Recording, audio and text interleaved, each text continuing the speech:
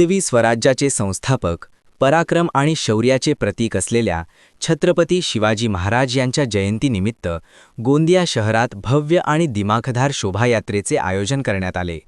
शहरात सर्वत्र भगव्या पताकांनी सजावट करण्यात आली होती. ढोल ताशांच्या गजरात आणि छत्रपती शिवाजी महाराज की जयच्या जयघोषात वातावरण शिवमय झाले होते.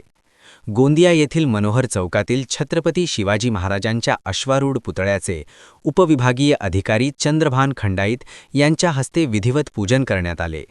त्यानंतर त्यांनी हिरवी झेंडी दाखवून भव्य शोभायात्रेला सुरुवात केली. या प्रसंगी विविध मान्यवर, नागरिक आणि शिवभक्त मोठ्या संख्येने उपस्थित होते. मनोहर चौकातून सुरू झालेल्या या शोभायात्रेत शहरातील विविध शाळांतील विद्यार्थ्यांनी उत्स्फूर्त सहभाग नोंदविला. पारंपरिक वेशभूषेत सजलेले विद्यार्थी हातात भगवे ध्वज आणि घोषवाक्ये देत शिवरायांप्रती आपली निष्ठा व्यक्त करत होते.